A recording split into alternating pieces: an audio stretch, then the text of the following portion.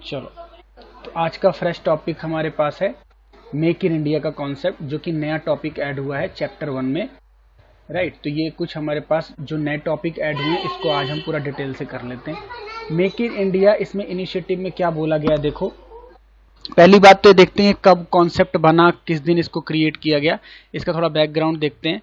Make in India is an initiative launched by Government of India on 25th September 2014 to encourage nationals as well as multinational company to manufacture their product in India. Right. The major objective behind the Make in India initiative are job creation and skill enhancement in 25 sectors in the economy which are as follow. समझ गए आप make in India concept क्या है? Make in India जब BJP government आई, जब BJP government 2014 में election जीत के आई, तो उसने एक नया इनिशिएटिव लाया 25 सितंबर में, जो उन्होंने कहा कि जो बाहर की कंपनियां हैं, अगर हमारे यहाँ आप खुद प्रोडक्शन करके चीज़ें इंडिया में बेचोगे तो हम आपको एक बढ़िया प्लेटफॉर्म देंगे। राइट, जैसे मान लो एप्पल है, एप्पल कंपनी को मेक इन इंडिया इनिशिएटिव में बोला गया कि अगर आप ये जो आईफोन आईपैड अगर आप बनाते हो और जो फॉरेन में बना के यहाँ पे आप सेल करते हो, आप यहीं बना के यहाँ सेल करो, आपको हम बहुत सारी रिबेट्स और सब्सिडी वगैरह प्रोवाइड करेंगे। तो ये मेक इन इंडिया का कॉन्सेप्ट आया 25 सितंबर 2014 को। अब इसमें कौन कौन सी इंडस्ट्री को बोला गया, किस किस इंडस्ट्री को हमने बुलाया कि आप हमारे यहाँ बिजनेस कर लो?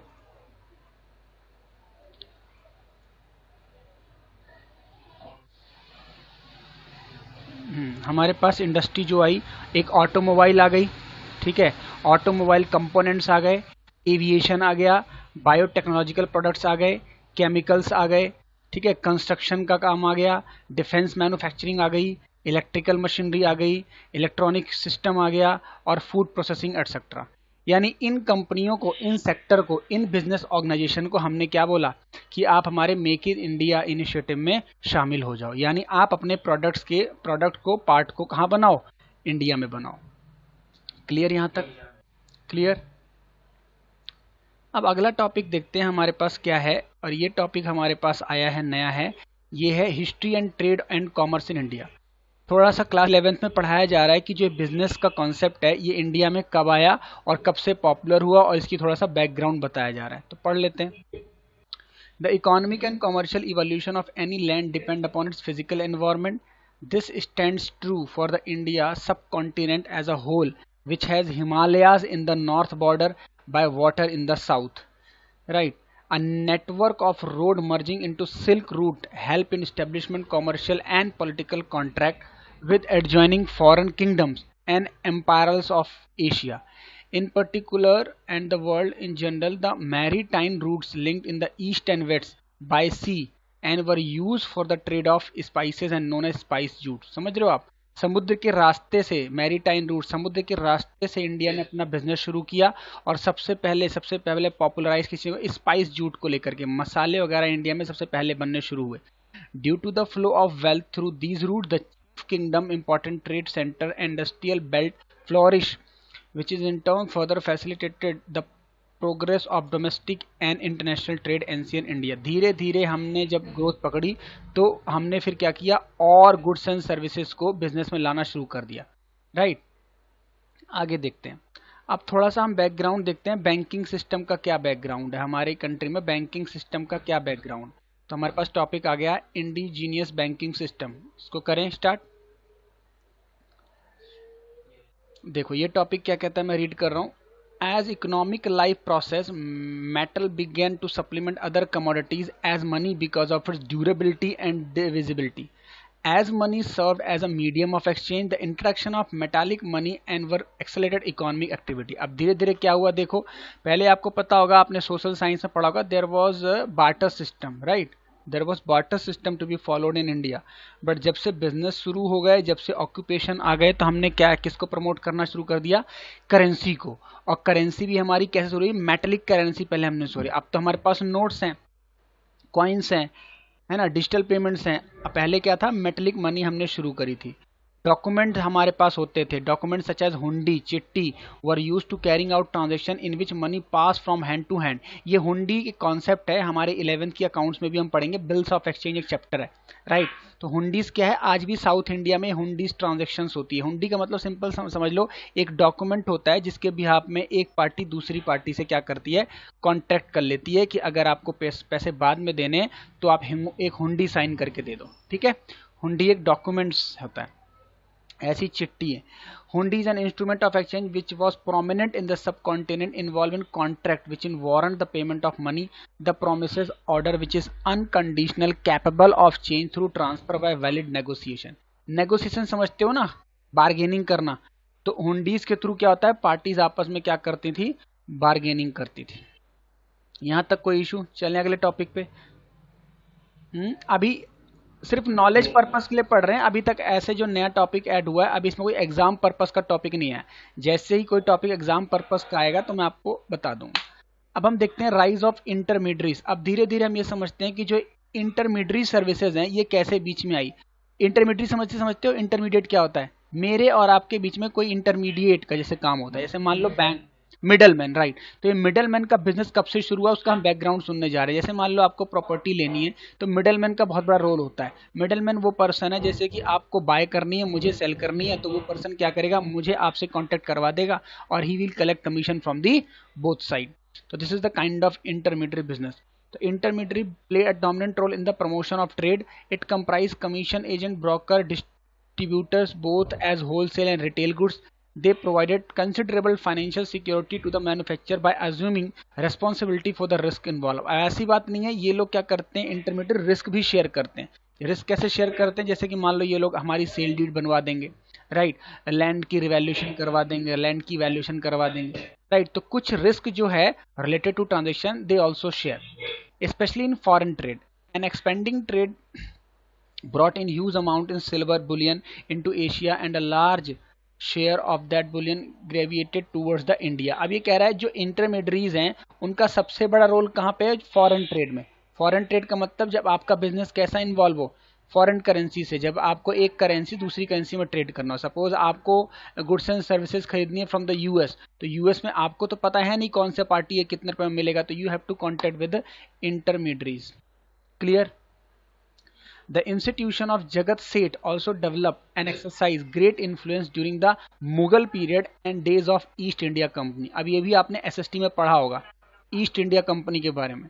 जब बिजनेस शुरू हुआ था तो जो ब्रिटिशर्स आए थे, वो ब्रिटिशर्स ने हमारी कंट्री में जो रूल किया था वो किया था थ्रू द बिजनेस, और बिजनेस उन्होंने स्टार्ट किया था by a company and the company name was East India Company. उस कंपनी के थ्रू उनका नेटवर्क बढ़ता चला गया था। क्लियर यहाँ तक? Bankers began to act as trustee and executors of endowment।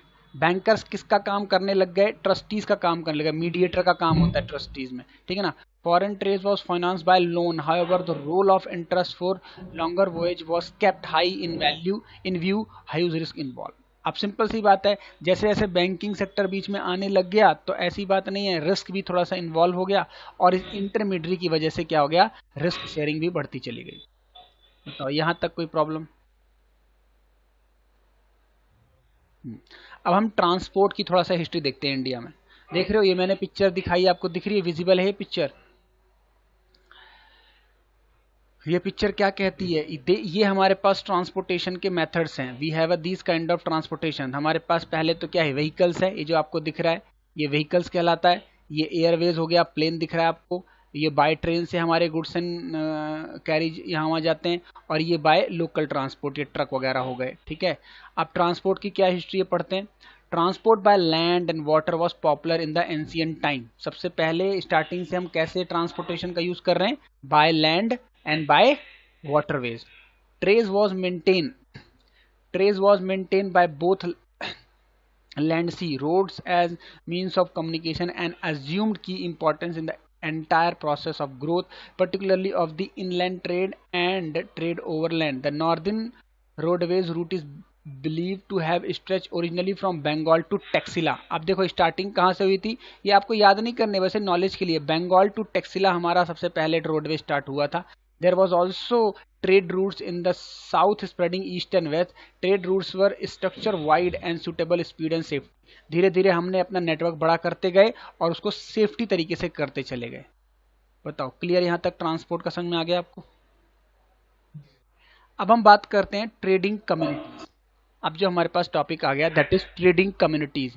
Community मतलब समझो कि कुछ लोग ऐसे हैं जो बाय फैमिली बिजनेस करते हैं. उसको हम उनके स्टेट से जानते हैं, हम उनके एंसेस्ट्रल से जानते हैं. जैसे कि मान लो हम लोकल लैंग्वेज कहते हैं बनिया, तो बनिया इन द सेंस हम कहते हैं कि बनिया फैमिली जो होगी बिजनेस ही करेगी.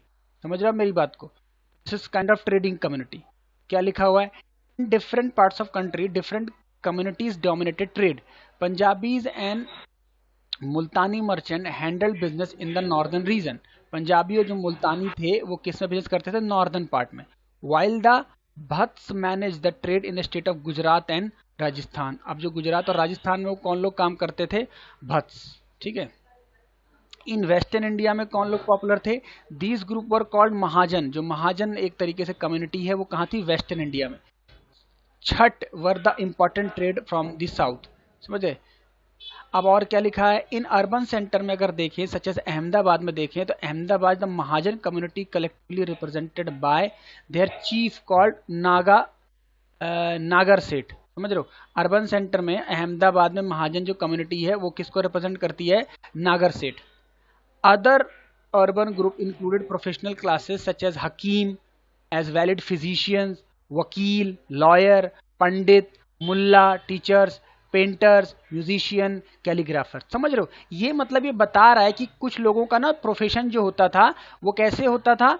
उनका बाय नेचर ऑफ एटीट्यूड होता था. जैसे कुछ लोग का कम्युनिटी फिक्स है तो उनको वकील ही बनना है, कुछ को टीचर बनना है, कुछ को पेंटर बनना है. तो ये काम कैसे होता था? कम्युनिटी वाइज होता था. आप मेरी बात समझ गए? जैसे जो गुप्ता फैमिली है हम कह सकते हैं, तो गुप्ता फैमिली क्या है? They mostly involve in their businesses. They do not go for the jobs and they do not go for the other professional works. मेरी बात समझ रहे हो आप? तो दीज आर कम्युनिटी रिप्रेजेंट करते हैं ये लोग. कम्युनिटी बिजनेस हम बोलते हैं. ये भी हमने हिस्ट्री देख लिया. अब आगे देखते हैं. अब मर्चेंट कॉर्पोरेशंस देखते हैं. ये क्या है? The merchant community also derived power and prestige from the guilds, which were autonomous corporation formed to protect the interest of trader. अब मर्चेंट समझते हो आप? मर्चेंट का मतलब एक तरीके से समझ लो जैसे कि जो लोग लोगों को उधार देते हैं, पैसे देते हैं. आपने एसएसटी में पढ़ा होगा कि जमींदार काइंड ऑफ पढ़ा होगा आपने. जमींदार होते हैं, किसानों को लैंड देते हैं, किसानों से खेती करवाते हैं, फिर उनसे मुआवजा लेते हैं. बात समझ रहे हो आप? तो ये भी एक मर्चेंट कम्युनिटी है जो क्या करता है? ये भी एक ऑटोनोमस बॉडी है जो क्या करते हैं? इंटरेस्ट ऑफ ट्रेडर के लिए काम करते हैं, व्यापारियों के लिए काम करते हैं. These corporation organize on formal basis, formed their own rules of membership and professional code of conduct, which even kings were supposed to respect and respect. अब trade and industry taxes were also source of revenue. क्या? अब इनके time से ही tax लगता चला आ रहा है. Traders had to pay octroi duties and levied on the most imported articles varying rates. अब देखो यहाँ पे क्या लिख रहा है? ट्रेडर से लोग क्या लेते हैं? ट्रेडर से ली जाती है ऑक्ट्राय ड्यूटी. ऑक्ट्राय समझते हो आप? ऑक्ट्राय ड्यूटी तब लगती है जब आप गुड्स को एक स्टेट से दूसरे स्टेट में ले जाते हो. तो ये ऑक्ट्राय लगती थी. अब जीएसटी के आने के बाद ये खत्म हो गया. ठीक है ना? अब तो क्या लगता है? Goods and service tax. ये ऑक्ट्राय हम पास्ट पढ़ रहे हैं. They were paid either in cash और इन काइंड. अब ऑक्ट्राय ड्यूटी या तो आप कैश में पे कर सकते थे या उसके इक्विवेलेंट कोई गुड्स का अमाउंट पे कर सकते थे. बताओ यहां तक कोई इशू?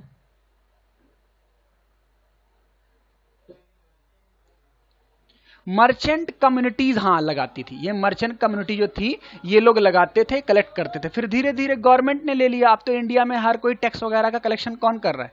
इंडिया कर रहा है. समझ रहे हो?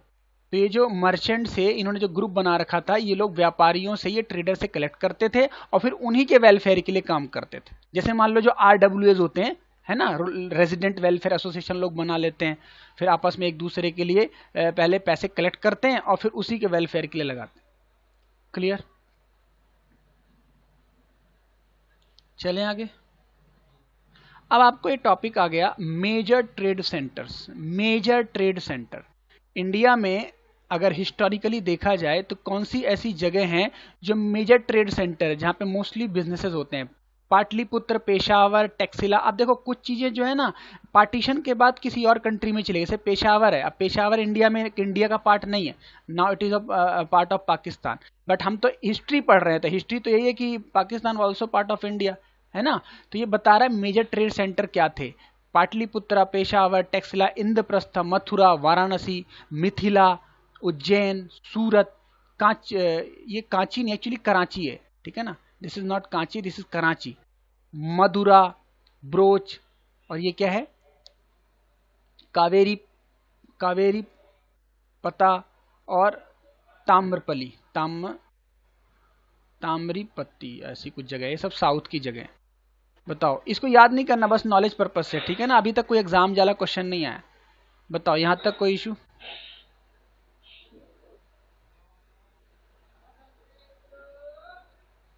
नहीं नहीं नहीं नहीं नहीं, जो मैं अभी आपको पढ़ा रहा हूं, ये अभी जो हिस्ट्री है, नहीं नहीं वो सब इंपॉर्टेंट है। मैं कह रहा हूं आज जो मैंने क्लास शुरू करी है और ये जो टॉपिक चल रहे हैं, अभी तक कोई इसमें एग्जाम वाला पॉइंट में नहीं आया कि ये एग्जाम में आ सकता है, जो आज शुरू किया है मैंने, समझ रहे हो। ये नया टॉपिक ऐड हुआ है, तो जो पहले पढ़ाया था वो ना,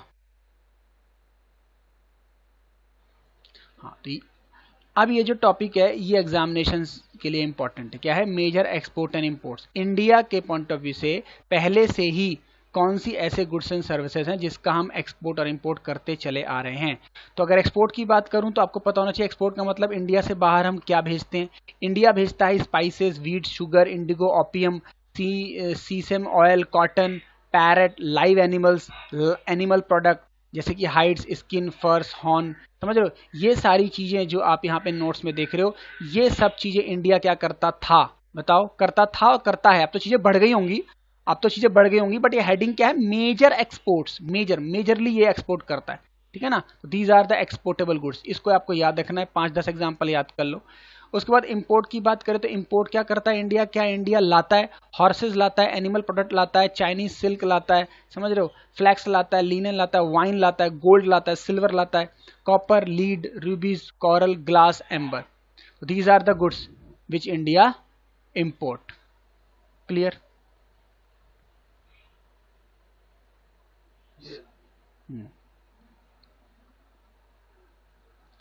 अब आगे चलते हैं। Important,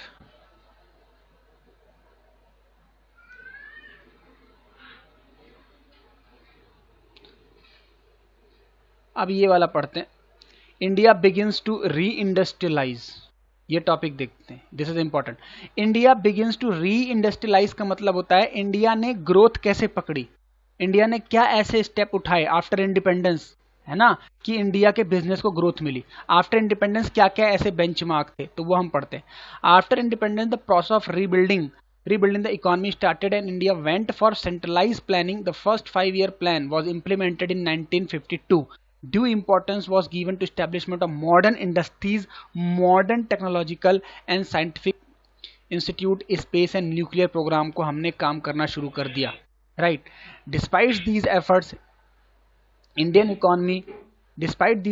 Indian economy could not develop at a rapid pace.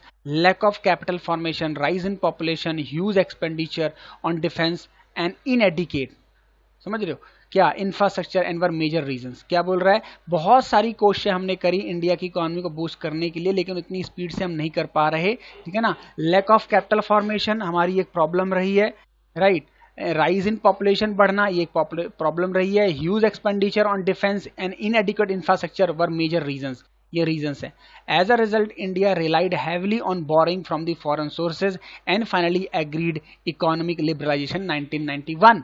1991 में जब मनमोहन सिंह प्राइम मिनिस्टर थे तो उन्होंने 1991 में कॉन्सेप्ट लाया था, 3 चीजों को उन्होंने इंट्रोड्यूस किया, लिबरलाइजेशन, प्राइवेटाइजेशन और ग्लोबलाइजेशन, राइट। लिबरलाइजेशन में हमने क्या किया, जितने प्राइवेट सेक्टर थे उसको हमने बिजनेस करना इजी करवा दिया। प्राइवेटाइजेशन में हमने क्या किया, प्राइवेट सेक्टर को लाइसेंस देना शुरू कर दिया। ग्लोबलाइजेशन में हमने क्या किया, वर्ल्ड की इकोनॉमी को इंडिया की इकोनॉमी से जोड़ना शुरू कर दिया, इंपोर्ट एक्सपोर्ट को बढ़ावा दिया फ्रीली, समझ रहे हो। तो फिर हमारी इकोनॉमी थोड़ा सा बूस्ट होने लग गई। The Indian economy is one of the fastest growing economy in the world today and preferred FDI destination. आज की डेट में अगर देखा जाए तो इंडिया सबसे तेज ग्रोइंग इकोनॉमीज में से आता है और सबसे ज्यादा यहाँ क्या होता है, एफडीआई। एफडीआई समझते हो आप? एफडीआई का मतलब होता है foreign direct investment. Foreign direct investment का मतलब है जब कोई बाहर का व्यक्ति, इंडिया से बाहर का कोई पर्सन कैपिटल इंडिया में लगाना चाहता है, कोई बिजनेसमैन इंडिया में लगाना चाहता है। अब तो वैसे भी बहुत अच्छा टाइम आएगा, कोविड 19 सिचुएशन जब थोड़ा सा नॉर्मल हो जाएगी और जब गुड टाइम विल कम, तो there are so many companies which will come from China and will establish business into India, right. तो हमारा एफडीआई और बढ़ेगा। Rising income, saving, investment opportunity, increased domestic consumptions and younger population ensure growth for decades to come। समझ रहे हो? अब हमारी उससे क्या होने लग गई, ये जो हमने कॉन्सेप्ट पकड़ा 1991 में, उससे हमारी इनकम बढ़ने लग गई, सेविंग्स बढ़ने लग गई, इन्वेस्टमेंट आना शुरू हो गई और बिजनेस की अपॉर्चुनिटीज तैयार हो गई। अब मोस्टली लोगों ने बिजनेस में इंटरेस्ट दिखाना शुरू कर दिया। बताओ यहाँ तक कोई प्रॉब्लम? नो? तो ये इतने टॉपिक हमारे ऐड हुए, ये इतने टॉपिक हैं, ये chapter number first business studies. तो ये टॉपिक हमारे क्लास 11 चैप्टर नंबर 1 में ऐड हुए हैं। ये कुछ हिस्ट्रीज वगैरह ऐड करी गई है, बाकी इसको करने के बाद हमारा चैप्टर नंबर 1 फिनिश हो जाता है, राइट।